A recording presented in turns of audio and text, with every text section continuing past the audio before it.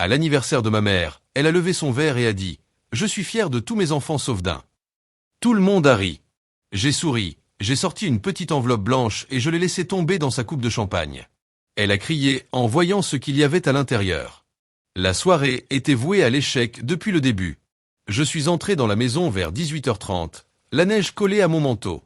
Je tenais son cadeau comme s'il était en porcelaine, une écharpe en soie d'Italie, soigneusement emballée. Tout l'endroit sentait la vanille et le rôti de viande. Au fond, une musique de Noël joyeuse, creuse, complètement déplacée, jouait. Les manteaux pendaient sur le porte-manteau près de la porte. Cachemire, fourrure, étiquette de grands créateurs qui murmuraient « cher ». Le mien avait l'air de venir d'un vide-grenier à côté. Les invités étaient déjà réunis dans le salon. Ma mère, Carole, était assise au centre du canapé, dans une robe rouge éclatante. Ses boucles d'oreilles brillaient comme si elle avait été couronnée reine de la soirée. Mon père, Georges, était assis à côté d'elle, silencieux et poli, son attitude habituelle à ce genre d'événement. Ma sœur aînée, Emma, admirait sa manucure parfaite et riait avec tante Leslie. Mon petit frère, Lucas, était plongé dans un débat passionné sur les voitures de luxe avec quelques cousins. Quand je suis entré, Emma m'a jeté un regard rapide, froid et indifférent. « Ah, t'es venue » a-t-elle dit, comme si j'étais une livreuse de pizza que personne n'avait commandée. J'ai forcé un sourire. Bien sûr, j'aurais pas manqué ça. Maman ne s'est même pas levée. Elle a juste agité la main. Pose le cadeau là et trouve une place. Le dîner est presque prêt. J'ai accroché mon manteau et j'ai posé la petite boîte cadeau avec les autres. La plupart étaient d'énormes sacs brillants de marque de luxe, comme tirés d'une vitrine. Tout semblait festif, mais c'était creux. Pas le genre de vide qui vous prend par surprise, mais celui auquel on s'habitue. Pendant que les serveurs distribuaient du champagne, je me suis dirigé vers l'extrémité de la longue table. Personne ne m'a proposé un siège plus proche. C'est là que je l'ai vu. Au-dessus de la cheminée, là où pendait autrefois le vieux portrait de famille, il y avait maintenant 2 grandes photos dans des cadres assortis et luxueux. Sur l'une, Emma posait devant la tour Eiffel, habillée tout en blanc, façon magazine de mode. Sur l'autre, Lucas posait fièrement dans un bureau chic avec une plaque « Start-up de l'année ». Il n'y avait aucune photo de moi. Avant, il y avait une vieille photo de ma remise de diplôme, où j'essayais encore de sourire. Maintenant, juste un espace vide, comme si on m'avait effacé. J'ai détourné le regard en silence, j'ai pris une coupe de champagne, sans dire un mot. Le dîner a été servi. C'était extravagant. Canard glacé à l'orange, purée de pommes de terre à la truffe, petite salade sculptée et bol en cristal. Tout était magnifique. Ça sentait l'argent, mais n'avait aucun goût. Les conversations tournaient autour des sujets habituels, le succès des autres. Emma se vantait de sa nouvelle collection à Paris. Lucas parlait d'ouvrir son premier café. Tante Leslie, que Dieu la bénisse, était émerveillée. Tu as une famille si talentueuse. Carole, ma mère, rayonnait comme si elle avait élevé des rois. Personne ne m'a posé la moindre question. Même papa, d'ordinaire neutre, s'est contenté de me faire un signe de tête quand je me suis assise, puis m'a oublié. À un moment, j'ai murmuré que je venais d'emménager dans un nouvel appartement. Maman n'a même pas feint de s'y intéresser. « Emma, tu leur as parlé de Paris ?» dit-elle en se servant une autre coupe de champagne. J'ai regardé mon assiette et je me suis concentré sur ma fourchette. Dans cette maison, j'ai toujours été le bruit de fond, le meuble, l'erreur dans le décor parfait. Quand les toasts ont commencé, je savais déjà comment finirait la soirée. Papa, sans enthousiasme. À la santé de la famille. Tante Leslie. Au succès de nos enfants. Lucas, en plaisantant. À la lourde charge d'être un génie. Rire. Puis maman s'est levée. La pièce s'est tue. Les verres ont teinté. Elle a ajusté son écharpe en soie sur son épaule et a regardé autour d'elle, fière. Je suis fière de mes enfants, dit-elle fort et clair. Fière d'Emma, notre étoile brillante. Fière de Lucas, si brillant et gentil. Elle a marqué une pause, pour les faits. J'ai retenu mon souffle. Puis elle a souri. Je suis fière de tous mes enfants, sauf d'un. Un éclat de rire a traversé la pièce. Nerveux. Forcé. Quelques ricanements étouffés. Papa a souri à son assiette. Emma s'est couvert la bouche comme si elle était gênée. Lucas a levé sa coupe vers moi, avec un sourire moqueur. Je n'ai pas pleuré. Je ne me suis pas recroquevillé. Je ne me suis pas effacé. Mais quelque chose en moi s'est fermé, enfin, en silence. Comme une porte qu'on attendait depuis des années. Je me suis levé, j'ai pris mon sac, et sorti l'enveloppe. Je me suis approché de maman. Son verre était déjà sur la table. Elle ne regardait même pas. Je l'ai soulevé doucement et j'ai glissé l'enveloppe dans la flûte. Un petit rectangle bien net, visible à travers le verre. Dedans, une courte note et un lien vers un dossier partagé. « Qu'est-ce que c'est » dit-elle en fronçant les sourcils. Je n'ai pas répondu. J'ai juste esquissé un léger sourire et marché vers la porte. « Nora » m'appela tante Leslie. « Tu vas où » Je n'ai pas répondu. J'ai juste pris mon manteau et suis sorti. Le ciel était déjà noir. La neige tombait en flocons doux et lents, brillant sous les lampadaires comme des diamants. J'ai respiré profondément l'air froid, et pour la première fois depuis longtemps, je l'ai ressenti. Je ne perds pas une famille, il m'avait déjà perdu. J'ai fermé la lourde porte d'entrée derrière moi et suis entré dans le couloir glacial. Puis je me suis arrêté. Le silence dans la maison était si aigu qu'il résonnait dans mes oreilles. Ce genre de silence où le corps retient instinctivement son souffle, comme si le monde s'apprêtait à basculer. J'ai fait un pas, puis un autre. Chaque pas résonnait trop fort dans ma poitrine. Et là, quelque part au fond du salon, j'ai entendu le cri de ma mère. Pas de colère. De peur. Aigu. Je suis resté figé. Et à cet instant, j'ai su. Ils avaient ouvert l'enveloppe. Ils avaient tout vu. Je ne me suis pas retourné. Je ne suis pas allé expliquer. J'ai simplement continué à marcher vers ma voiture, garée au bord de l'allée. L'air me piquait la peau. La neige crissait sous mes bottes. Mais à l'intérieur, j'étais calme. D'un calme froid et solide. Je suis monté. J'ai fermé la porte. Tourné la clé. Le moteur a rugi. Les phares ont fendu la neige comme des lames. Et juste au moment où j'ai pris la rue vide, mon téléphone a vibré sur le siège passager. Son nom s'est affiché, avec cette lueur douce et familière. Je l'ai regardé une demi-seconde. Puis je l'ai retourné. 3 secondes plus tard, une autre vibration. Silence. Puis un message d'Emma. Tu dois nous expliquer. Comment as-tu pu nous faire ça? Pas une expression sur mon visage. Juste le silence. J'ai mis le téléphone en silencieux. J'ai laissé les vibrations se dissoudre dans le néant. Et j'ai continué à conduire à travers la tempête de neige, à travers la nuit, à travers tous ces voyages de culpabilité qu'il m'avait imposés. À rester silencieuse. À jouer la pacificatrice. À pardonner sans raison. Parce que maintenant, je comprenais. Il ne voulait pas la paix. Il voulait le silence. Et je n'allais plus jamais le leur offrir. Je me suis mise à repenser à comment tout avait commencé. Depuis le début. J'étais l'extra, l'espace entre les enfants dorés.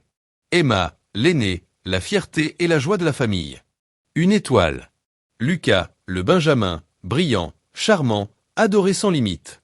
Et moi, l'espace entre les deux. Le décor. Maman disait souvent, « Tu es tellement indépendante, tellement facile. » Facile voulait dire, invisible.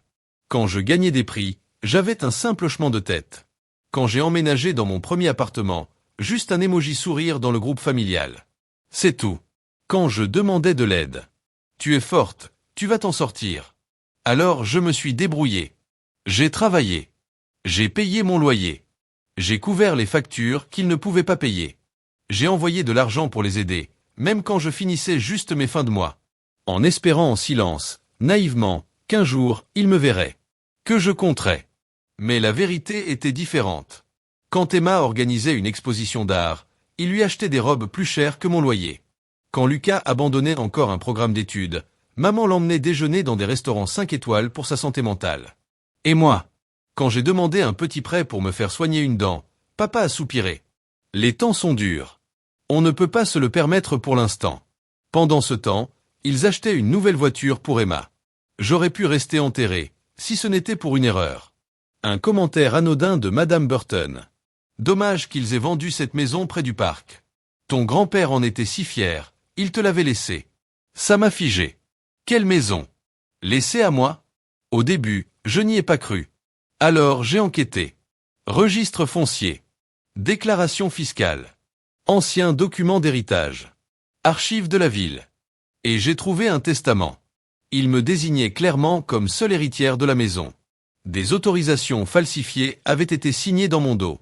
Des relevés bancaires montraient des années de revenus locatifs versés directement sur les comptes de mes parents. Des milliers et des milliers d'euros. Alors que moi, je rationnais mes courses. Et que je m'inquiétais pour mon loyer. J'ai gardé ça pour moi un long moment. Je me suis demandé, est-ce que je le leur dis? Est-ce que je m'éloigne sans rien dire? Est-ce que je les poursuis en justice? Mais la décision est arrivée le soir où maman a levé son verre et dit « Je suis fier de tous mes enfants, sauf d'un. » Et que tout le monde a ri. Emma a souri avec mépris. Lucas a levé sa coupe vers moi comme si c'était une blague entre eux. C'est là que j'ai su. Il n'y aurait jamais d'excuses. Jamais d'aveu. Jamais de clôture. Juste eux et leur version de l'histoire. Où j'étais le problème. Alors, en conduisant dans l'obscurité, avec mon téléphone vibrant à côté, j'ai su une chose avec certitude. J'avais fait ce qu'il fallait. Et je ne les laisserai plus jamais décider pour moi. Le lendemain matin, je me suis réveillé dans le silence. Le téléphone avait enfin cessé de vibrer. Quand j'ai ouvert les yeux, l'écran était illuminé comme un sapin de Noël. 53 appels manqués. 27 messages. 11 messages vocaux. Papa. Emma. Lucas. Même tante Karen, que je n'avais pas entendue depuis 10 ans, se souvenait soudainement que j'existais.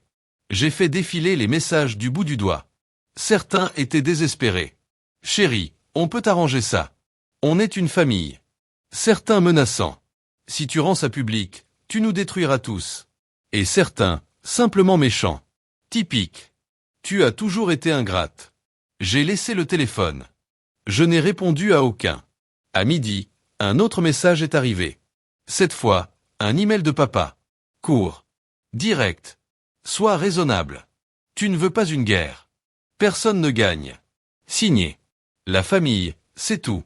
Sa phrase préférée, à chaque fois qu'il voulait cacher quelque chose sous le tapis. Plus tard dans la soirée, un autre message de maman. Je suis désolé si on t'a blessé, mais puisque tu as découvert les choses, peut-être qu'on devrait parler. On est prêt à discuter d'une compensation. Une compensation. Pas, réparons les choses. Pas, on t'a trahi, on est désolé. Juste, compensation. Comme si j'étais une cliente mécontente. Pas leur fille. J'ai fermé l'email. Éteint mon téléphone. 2 jours plus tard, les rumeurs ont commencé. D'abord, une amie de l'université m'a contacté. Ta mère dit aux gens que tu as refusé l'héritage pour te concentrer sur ta carrière. Puis une voisine m'a envoyé une capture d'écran du Facebook d'Emma. Parfois, la jalousie détruit même les liens les plus forts. C'est triste de voir comme la cupidité change les gens. C'est là que j'ai compris. Ils avaient lancé une campagne complète. Leur but était simple, me discréditer. Pour que si la vérité sortait, les gens doutent déjà de ma version. C'était un manuel classique. D'abord, me faire taire. Puis, ruiner ma réputation. Et enfin, jouer les victimes. Alors j'ai passé la journée suivante dans le bureau d'une avocate. Elle s'appelait Mademoiselle Benet. Perspicace. Sérieuse. Environ 40 ans. Avec des yeux qui ne rataient rien. Quand je lui ai raconté tout, le testament, les documents, les relevés fiscaux, elle n'a pas bronché. Elle a juste hoché la tête. Vous avez un dossier solide. La maison est légalement à vous. Ils ont touché des loyers auxquels ils n'avaient pas droit. Et les mensonges. Les publications. Les ragots. J'ai hésité. Elle a froncé les sourcils. À moins qu'il ne vous cause un dommage mesurable, comme une perte de revenus, c'est difficile à prouver pour la diffamation. Mais s'il continue, on peut construire un dossier. Tu serais surprise de ce qui compte une fois qu'un schéma est établi. J'ai acquiescé. Sa confiance était exactement ce qu'il me fallait. Alors, qu'est-ce que je fais maintenant? 1. Documente tout. Capture d'écran, message, email, chaque preuve. 2. Reste formel. 3. Plus de communication privée. Tout passe par moi. Sur le chemin du retour, une chose était claire. Ils n'allaient pas s'arrêter. Pour eux, la vérité était dangereuse. Et moi, j'étais la traîtresse qui avait osé se choisir elle-même plutôt que leurs mensonges. Mais je n'avais plus peur. Je n'étais plus la vieille Nora qui faisait la vaisselle en silence pendant qu'ils portaient des toasts à Emma. Je savais ce que valait leur valeur. Et je savais ce que je valais, moi aussi.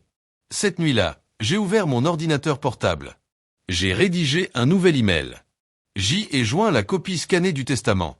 Tous les documents pertinents prouvant ma propriété légale. Et je l'ai envoyé à maman, papa, Emma et Lucas. Objet, notification formelle de propriété. Toute communication future via avocat. Aucun emoji. Aucune explication. Aucune supplique. Juste les faits. Ils voulaient une guerre. Mais ils avaient oublié une chose. Je n'étais plus leur personnage secondaire. La lettre que mademoiselle Bennet a envoyée en mon nom était aussi chaleureuse qu'une tempête de neige. 2 pages. Aucune gentillesse. Et chaque phrase tombait comme un coup de tonnerre. Elle expliquait tout. La maison m'appartenait légalement. Mes parents avaient encaissé des loyers pendant des années, tout en falsifiant ma signature dans mon dos. Ils avaient 5 jours ouvrables pour répondre, ou nous lancerions une action civile pour restitution et dommages-intérêts. Et nous transmettrions les preuves de fraude au procureur. Ça aurait dû ressembler à une victoire. Mais ce n'était que le premier coup. J'ai passé les 3 jours suivants à attendre que le ciel me tombe sur la tête. D'abord, rien. Juste le silence. Pas de texto furieux. Pas d'appel nocturne. Pas même un mème passif-agressif de la part d'Emma, ce qui, franchement, était suspect. Puis, ça a commencé. Pas avec une explosion, mais avec un cachet. Une élégante enveloppe blanche glissée dans ma boîte aux lettres. Sans expéditeur. Juste mon nom, en lettres imprimées parfaites. À l'intérieur, une proposition de règlement émanant d'un cabinet d'avocats dont je n'avais jamais entendu parler. L'entête m'a fait plisser les yeux, W. Morlab. La lettre était condescendante mais cordiale. On m'encourageait à résoudre ce désagrément en privé, afin d'éviter une souffrance émotionnelle inutile. En signant un accord mutuel. Ça paraissait raisonnable, si on ne lisait pas les petites lignes. Je devais renoncer à tous mes droits sur la maison. Renoncer à tout droit de poursuite. Et accepter de ne jamais en parler publiquement. En échange, une somme d'argent qui ne couvrirait même pas 2 ans de loyer dans cette ville. Ah, et je devais signer une clause de confidentialité à vie. Une stratégie classique d'entreprise. Payer le problème pour le faire taire. Je ne me suis même pas embêté à le transférer à mademoiselle Bennet. Je l'ai simplement jeté sur le comptoir de la cuisine, et j'ai ri. Un rire sec. Fatigué. Amer. Le lendemain, une autre enveloppe. Même papier blanc. Même ton. Résolvons ça en adulte. Des termes différents. Un paiement légèrement supérieur. Et une nouvelle clause. Je devais aussi signer une déclaration rétractant toute insinuation diffamatoire à l'encontre de leur gestion financière. En clair, ils voulaient que je dise que j'avais menti. J'ai commencé à ranger ces enveloppes dans un tiroir. Je ne les lisais même plus. Je regardais juste la pile grandir. Puis j'ai remarqué la voiture. Elle est apparue un jeudi. Vitre teintée. Garée de l'autre côté de la rue, en face de mon immeuble. Ça aurait pu être n'importe qui. Un voisin. Un livreur. Une voiture au hasard. Mais elle était revenue le vendredi. Et le samedi. Même modèle. Même place. Phare éteint. Moteur silencieux. J'ai commencé à vérifier 2 fois mes verrous. Puis 3. Et juste au moment où je me suis dit que je devenais peut-être paranoïaque. Quelqu'un a frappé à la porte. Il était 21h47. J'ai vérifié par le Judas. 2 hommes en costume. L'un tenait un clipoard. L'autre se tenait juste là, les mains dans les poches de son manteau. Je n'ai pas ouvert. Mademoiselle Hall, dit l'un d'eux. Nous avons juste besoin d'une signature rapide. Pour des clarifications. Des clarifications. Bien sûr. Je ne signerai rien, ai-je dit à travers la porte. Bien sûr, répondit-il en riant. Comme si nous étions de vieux amis. Pas de pression. C'est juste plus facile si on s'en occupe rapidement.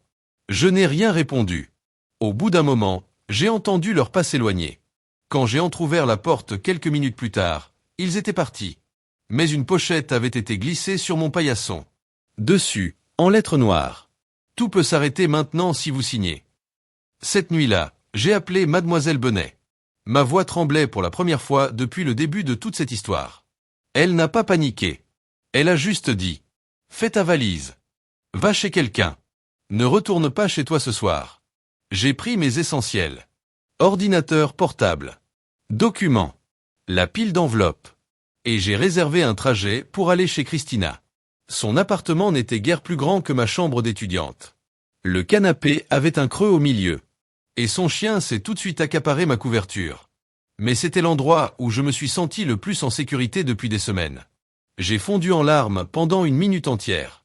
Pas un mot. Juste ce genre de sanglots silencieux et profonds qui font mal même sans bruit. Ils agissent comme si j'étais dangereuse, ai-je murmuré finalement. Comme si j'étais une menace. Christina n'a rien manqué. Ils agissent comme si tu avais du pouvoir. Et ça, c'est nouveau pour eux. Elle m'a fait un thé. Je n'ai pas pu le boire. Mais j'ai gardé la tasse dans les mains, juste pour sentir quelque chose de chaud. 2 jours plus tard, alors que j'étais toujours allongé sur son canapé, Mademoiselle Bennet m'a appelé. Avec une voix plus tendue. Harper, j'ai trouvé quelque chose. Il s'avère que Cal Whitmore, oui, ce Cal-là avait conseillé ma famille depuis le début de cacher le testament. Pire encore. L'un de ses jeunes associés avait fuité un tas de mes internes. Il montrait qu'il savait que les documents de procuration étaient falsifiés. Il n'avait pas seulement accepté le dossier. Il avait orchestré toute la campagne. Mademoiselle Bennet a déposé une plainte auprès du barreau avant le déjeuner. Et le soir, nous avions envoyé les nouveaux documents au bureau du procureur. Et là, l'air a changé. Soudain, le silence ne venait plus de moi. Il venait d'eux. Plus de lettres. Plus de voitures. Nora Hall avait arrêté de jouer en défense. Nous n'avons rien annoncé publiquement. Pas de poste. Pas de fuite. Pas de menace. Juste une préparation tranquille pour le procès. Et c'est alors qu'ils ont tenté une dernière fois de m'acheter. Une autre enveloppe. Celle-ci livrée par un coursier. À l'intérieur, une offre à 6 chiffres. Une excuse toute faite. Et une clause de renonciation complète. Tout ce que j'avais à faire, c'était signer. Et faire comme si rien ne s'était jamais passé. J'ai regardé ce papier pendant longtemps. J'ai pensé à toutes ces années où je m'étais débrouillé, pendant qu'ils encaissaient les loyers d'un bien que je ne savais même pas posséder encore. J'ai pensé à tous ces dîners de Noël où ma chaise était optionnelle. À chaque texto non lu. À chaque « on ne peut pas t'aider pour l'instant », pendant que Lucas recevait une autre aide emballée comme un cadeau. Et puis j'ai pensé au coup à ma porte. À la pochette. Et j'ai mis le feu à l'offre. Littéralement. L'évier de Christina en garde encore des marques de brûlure. Mais ça en valait la peine. Le lendemain matin, le bureau du procureur m'a appelé. Nous poursuivons pour falsification, fraude et possiblement usurpation d'identité. Nous aurons besoin que vous confirmiez certaines signatures au tribunal. J'ai dit. Oui. Je n'ai même pas sourcillé. On dit que les tribunaux sont l'endroit où la vérité éclate. C'est généreux. Les tribunaux sont l'endroit où la vérité se présente en tailleur, s'assoit bien droite, et attend qu'on la croie, avant qu'il ne soit trop tard. Le jour du procès, j'ai porté du bleu marine. Pas du noir, trop sombre. Pas du gris, trop conciliant.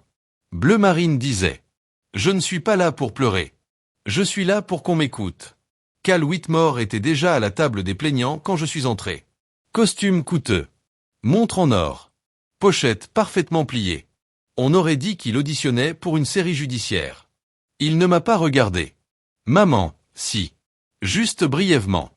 Elle était assise à côté de papa, qui semblait ne pas avoir dormi depuis une semaine. Emma n'était pas là. Lucas, si. Son expression disait. Je ne m'étais pas inscrit pour ça. Ironique, vu qu'il avait littéralement signé des choses illégales.